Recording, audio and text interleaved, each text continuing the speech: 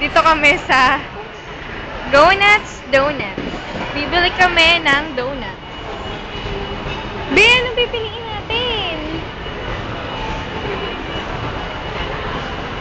Yan, sarap. Ate, pabili nga po. Yan.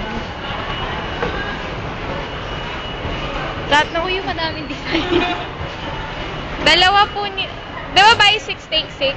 Yan. Kasi may chocolate na yun. Dalawa nito. Itong Rocky Road. Ikaw magsabi. Siyempre, ipik. Dalawa ni...